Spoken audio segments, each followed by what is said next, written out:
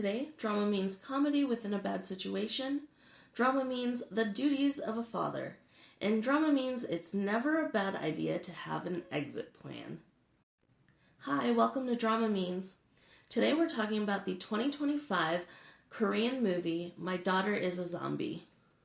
And first, a summary. When his sister tragically passes away, a man becomes the surrogate father to his young niece, doing his best to give her the best life possible.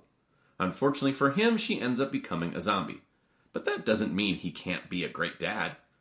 So zombie movies aren't usually in your purview. No. Not really in your wheelhouse. I actually really don't like zombie movies. Even though I have seen some, I don't know. Now that I say I can't even think of one.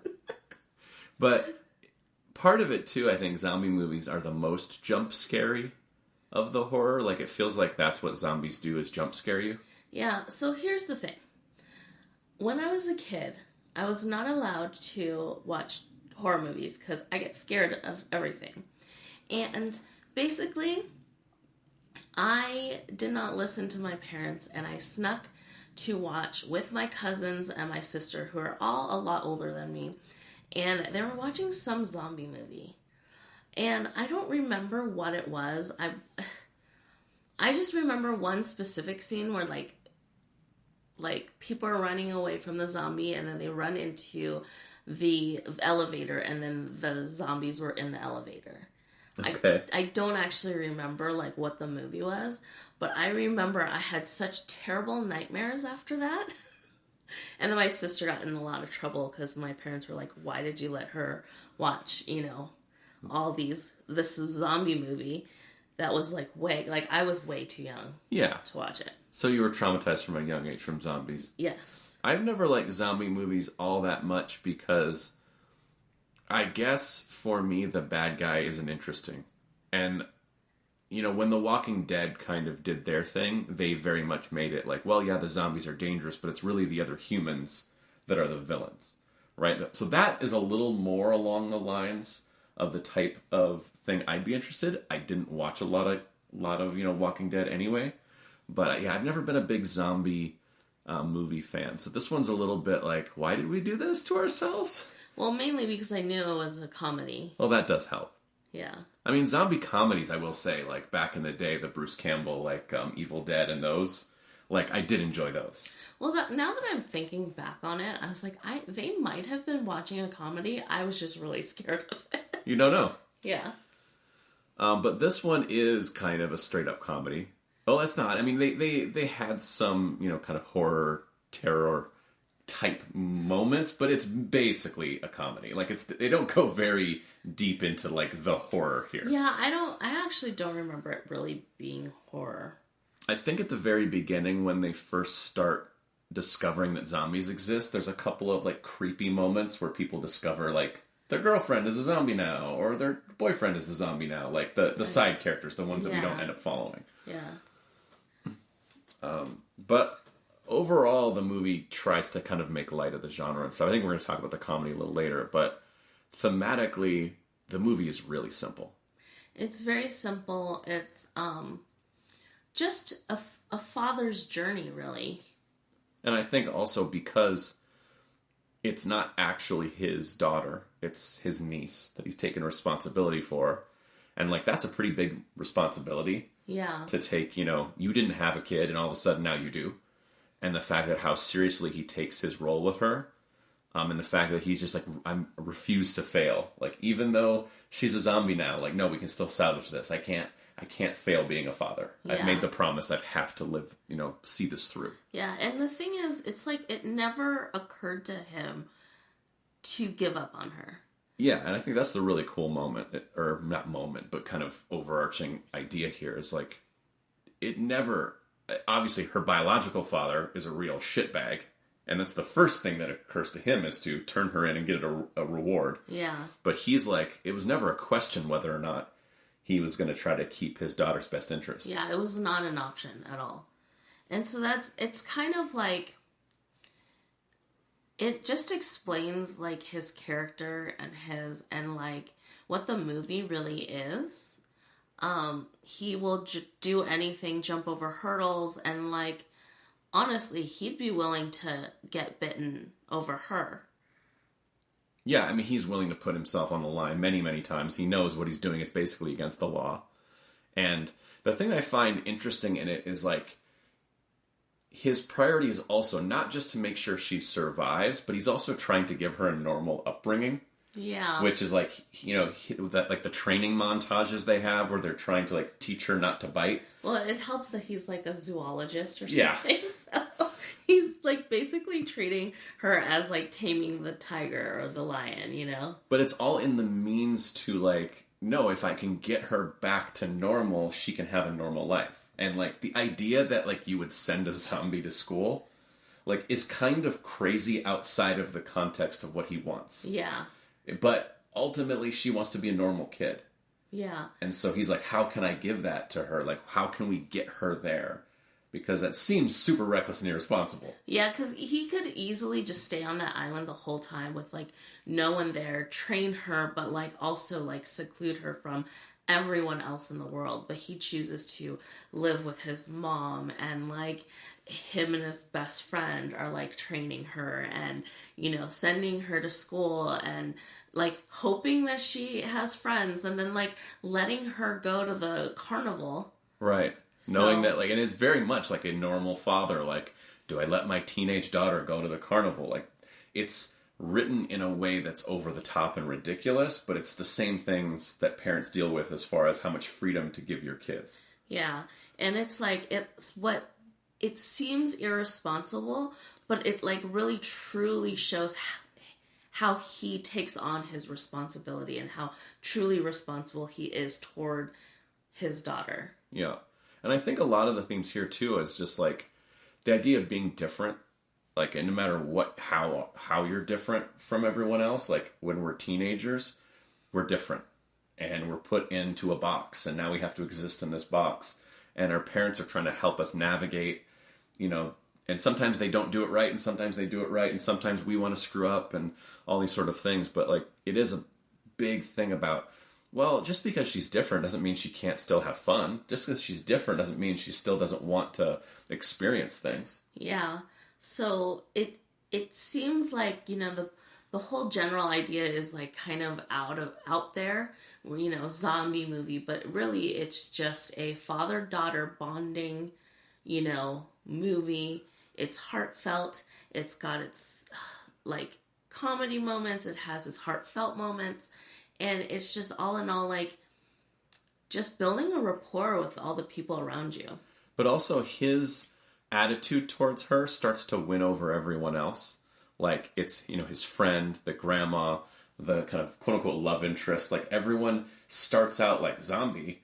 Are you crazy? You have a zombie in your house. And he goes, no, I don't. I have my daughter in my house. So what do we do about this problem my daughter has? Yeah. It's not his zombie problem. It's his daughter's problem. You know, how do we handle this? Yeah. And his devotion kind of ends up winning everyone else over. Yeah. And I really like that.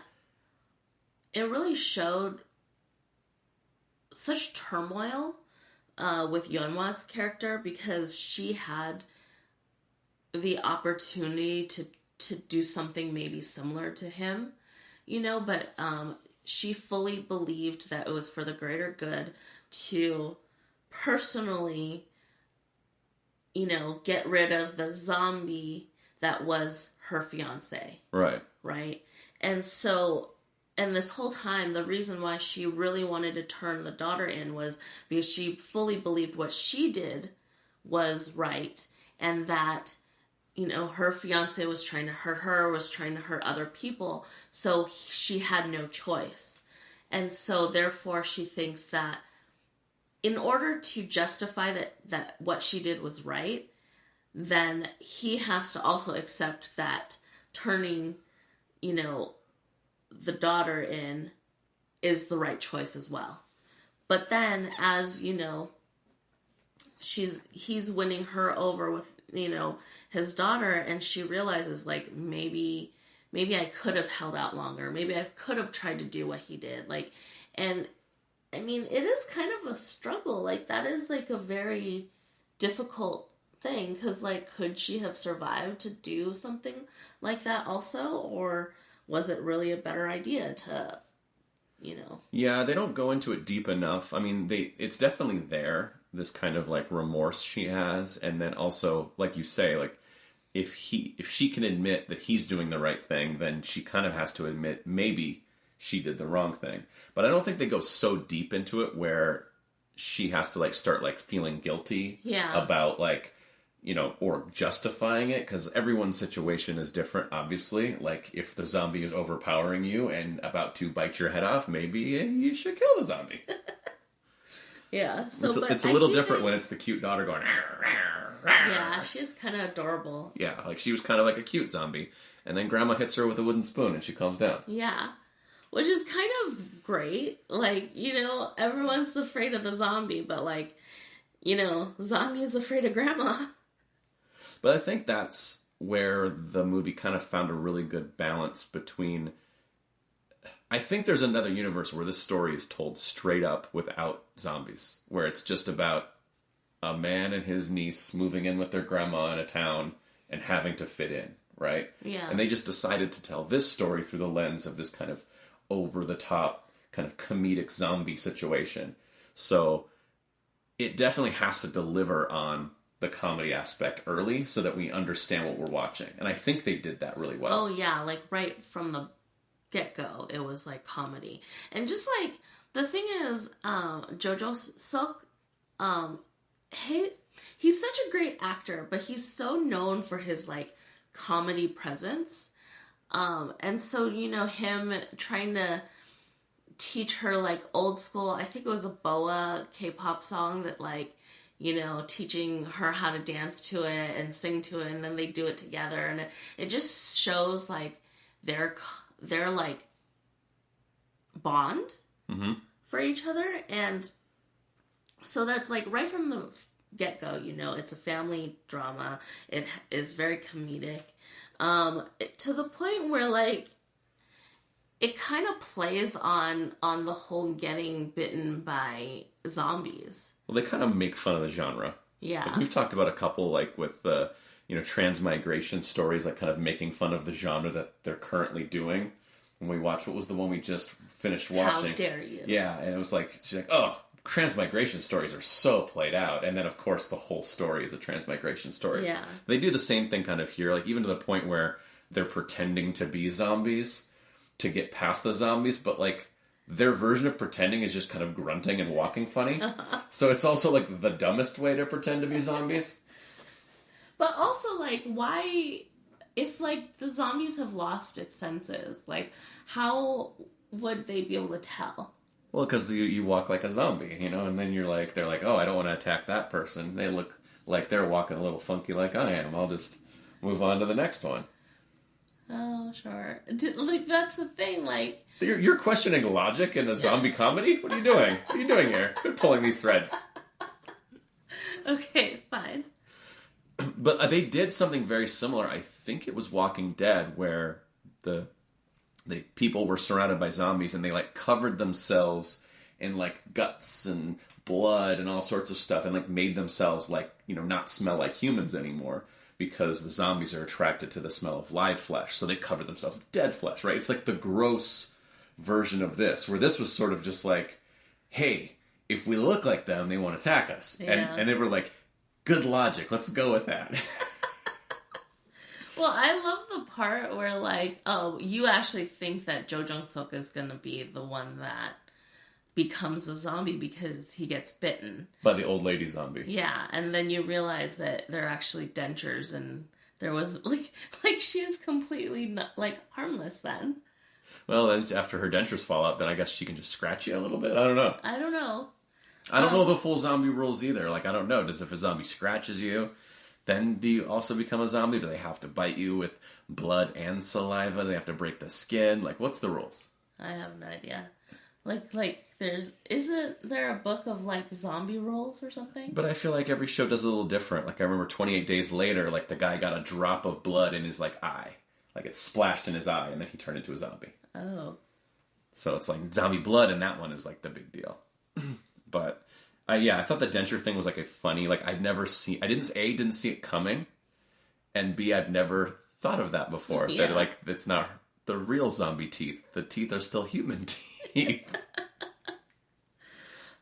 Yeah, so that was hilarious. And then it kind of, through that scene where they're like kind of moving through zombies in the beginning, trying to get to like a car, like it reminded me of Key and Peele, that Key and Peele sketch. The racist zombies Yeah. that won't go after them because they're black. Yeah. Some racist zombies. Yeah, that's funny. I didn't think about that in the when we were watching it, but it is the same kind of vibe. Yeah. But. So I definitely got that. I don't know, like, yeah. And I do think it's really funny, like, the thing that brings the daughter back to Earth is kind of grandma's being strict. Like, let me whack you with the wooden spoon. Like, she's not scared of her at all. She's like, you settle down. I'm a grandma. I've seen it all. And she, like, recognizes the authority as almost the kind of first window back into her like, humanity. Yeah. I agree. I thought that was really funny. And then, like, eating intestines is like her way of... I thought that was hilarious. Her way of coping, of not biting, which is fantastic. I mean, I think that... Don't know if that's ever been thought of in a zombie mood. Like, just feed them intestines. Yeah, like innards. Yeah, that's what they want. Yeah. I mean, they may want brains, too. Yeah, but there's, like... I don't know, but there's, like, pig brain soup. Okay, well then we need to remember this for the zombie apocalypse. Yeah. So like my friend's grandma, she makes this amazing raviolis apparently, and the secret ingredient is cow brain. Okay, isn't that how people get mad cow disease? What? No, eating cow brains? Only if the cow also eats cow. That's how mad cow came from. Is certain ranchers or whatever fed their cows cow. Well, they shouldn't do that. That's just cruel. That's very cruel. That's cannibalism. You did not just say cannibalism. It's cannibalism. It's cannibalism. If you're a cow and you eat another cow, that's cannibalism. I think it's also just called cannibalism. Well, I think cannibalism at least sounds cooler. Yeah. Anyway, so that's how mad cow came. Okay. Well, then we just feed that to the zombies and they'll be okay. Yeah, sure. I'm just saying, in a zombie apocalypse, I'm just going to grab my samurai sword and I'm going to take to the streets and I'm just going to start cutting necks. I'm not going to be training any zombies to become daughters. What if I become a zombie? No comment. So you're just going to chop my head off? No comment. Which is yes. Fine. I see how it is. I think you're stronger than the daughter. You might like try to overpower me and bite my neck, and I can't have that. Little weakling me. Packs a mighty punch. Let's get back on track. Anyway, yes. But no, I think the comedy, overall was fairly successful in like moving it along. I love the training montage. It's almost like a Rocky training montages where they take her to the island and they've got like the lacrosse stick and it's just like, here's the hand, don't bite the hand, no bad.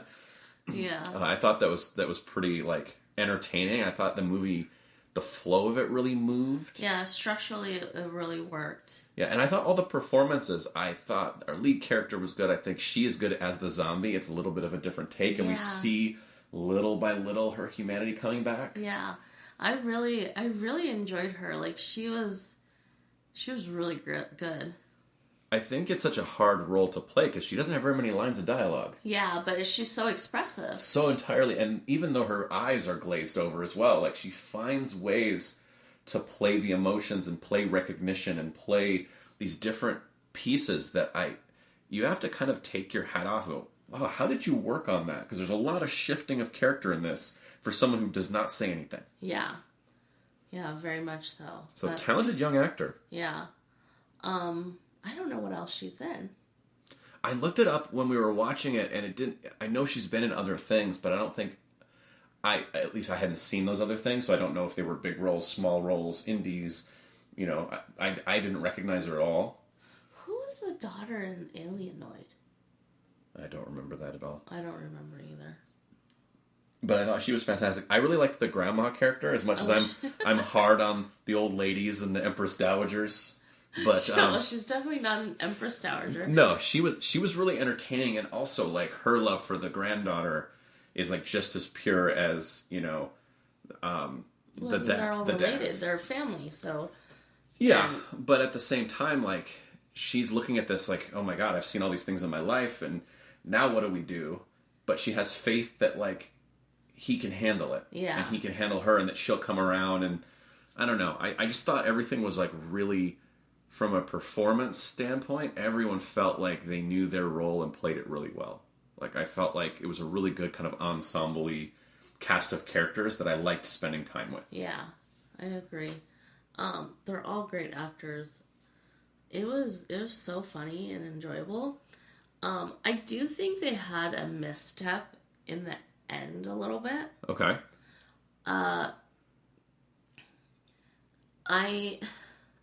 There's two things. I don't think she should have bitten either her biological father or, our lead. When he asks her to bite him at the end when the guys come in, they're both going to get shot up. Yeah. And he's like, bite me so we can be together after this. Yes. Right. I don't think she should have done either. I agree. I think it was kind of counter to the whole... I don't know, plot and theme and point of the movie. And his real goal. Yeah. Right? Because his real goal is like the whole taming her, and like training her it's all so that she won't bite anybody. Ever. Under any circumstances. I don't care if you get mad. I don't care if someone is mean to you. I don't care if you get spooked by a loud noise. Like, yeah. Under no circumstances. And in this case, to protect him. Yeah. Right? I don't think that should have happened at all. Yeah, I really did think that moment... I don't think they needed to do it either. I think that's the big problem, is if I could watch this and go, well, in order for the rest of the plot to happen, they had to do this moment, because it makes the ending work. This way, it was kind of gratuitous with the biological father. Yeah, here's the thing. I feel like they only did it so that they could give him an excuse to kill the biological father. Right. And also, you didn't need that. You didn't need that at all. Because either way, these military people are coming. So, biological father, dead or alive, these military people are coming. So it doesn't do anything to get rid of the biological father. And the other thing the scene is doing is showing the lengths he will go to protect his daughter, but we already know that. Yeah. And we see that in the scene of him jumping in front of the car. Yeah. And staring down. That moment has already happened. Yeah. Of how far he's willing to go for her. So you don't need the, I'm willing to kill for her moment. It's just another layer of icing on top of icing. Yeah. I think that what should have happened was, maybe she tries to go to bite the biological dad, and Jo Jung-suk's character would be like, no, don't do it.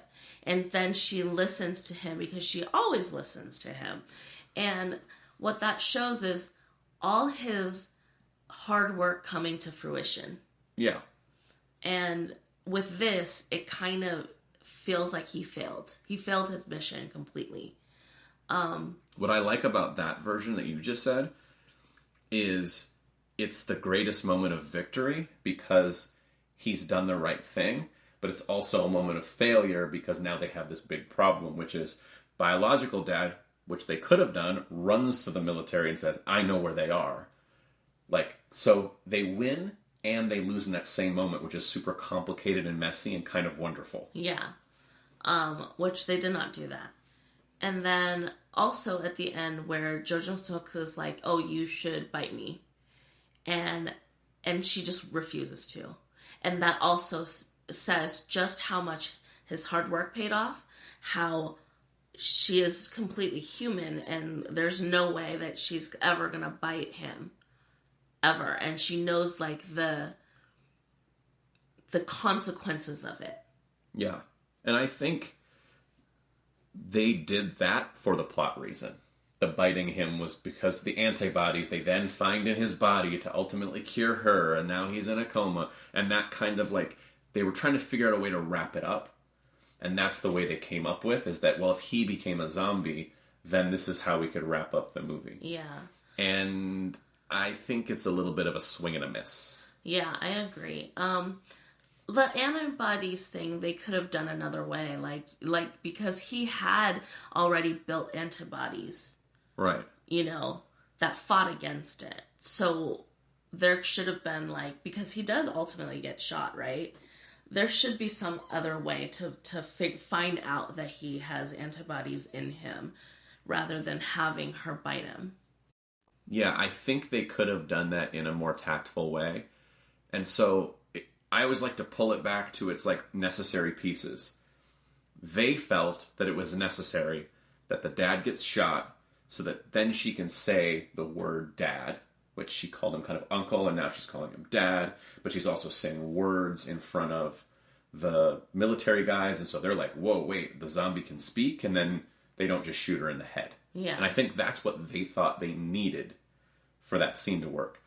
I do think there are probably other options that she could have said dad in a different way when, he went to block her from getting shot and she would say, dad, no. And then everyone's like, wait, the zombie is cares if we shoot the dad? Maybe that's harder needle to thread, but I still think they could have done something a little better. Yeah. And, so for me, the ending was a little just maybe rushed or it just felt a little off. It did feel really rushed. It felt and now we need to wrap this up. Yeah. Also though, at the end, I know they wanted to play that song back in because she's her and her classmates are doing the dance for whatever recital or dance day. Yeah, whatever it was. Yeah. And then, his comatose body's listening to the song, right? And you see his finger, do the little tappy tap, right? It's too minor for me. I want him to be in a comatose, and at the end you hear the song, and because he always says you have to do the point up in the air, right, with the finger. I want literally end of song, and all of a sudden his arm just shoots up in the air with the finger. It scares the bejesus out of the woman sitting next to him in the bed. Yeah, and that to me, it's you're ending it with the comedy.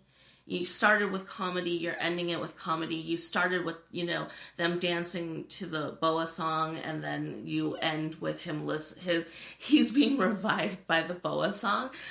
That, that's what they want, but it's not extreme enough. I do think what you said is perfectly exactly what I was thinking of. I wanted it to be a little more ludicrous. The whole thing is weird. The whole thing is crazy and over the top. My daughter is a zombie. It's the name of it. Right? It's a weird concept. So end on the weird. Yeah. And it was a little too earnest. It was a little too heartfelt at the end. And I kind of wanted to be someone rolling their eyes at wait a minute, antibodies? Okay. He's in a coma? Okay. I almost wanted him to what you're saying is sit up, bolt right out of bed and put his hand in the air and scare the heck out of the woman who's showing him the video. Yeah. And just go hard out on that laugh. Yeah. And I don't think I don't think the end was for the laugh. And I think it could have been and should have been, probably. Yeah. So it kind of comes full circle. In a more dramatic, funny way. I think a lot of times these hybrid comedies, when we're talking about horror comedy, action comedy, drama comedy, they start funny. And then as we get into the serious, either horror, action, or emotions, the funny starts to fall away because it's hard to fall in love when you're just being funny. It's hard to kill each other when you're just being funny. Yeah. So I understand. But then when we're getting out of the dilemma, bring us back to that thing that brought us into it. We only went away from the comedy because we absolutely had to, so you could understand the seriousness of the couple falling in love. Well, okay, we went through that. Now be goofy again. Yeah. My rating is more drinks on a pool deck. It's a pretty fantastic movie. But yeah, there's just that little bit of a hiccup in the end. But for the most part, I enjoyed it thoroughly. I would say this for me is in the buffet line. I don't think it's a rewatch for me. Although, I would say if it was on, if we went back to the days of channel flipping, and this was on, I might stick around and watch it because I find all the characters kind of engaging and the acting really good. Yeah. And it was entertaining. So But I think for me, it's in the buffet line. Really, really solid. I would recommend it, especially if you're kind of into the zombie genre. It's a nice play and a nice twist on that genre. Yeah. So, I don't know. Fun times. Nothing wrong with it. In the buffet line. That's fair. So, we do have to say that next week we won't have an episode. We are going on a spring break. Yeah, Cabo. Not that kind of spring break. Aww. I know. But we're just going to take a little bit of a break and we'll come right back. In the meantime, we will try to catch up on all the dramas and all the movies. And there's only like 12 things we're watching right now. So maybe we'll finish something. We are watching a lot of things all at once, but nothing has been finished. So, yes. So we will catch you later. And have a lovely spring break yourselves. Yeah. So give yourself a break. Yeah. Thanks for listening. And we'll see you next time.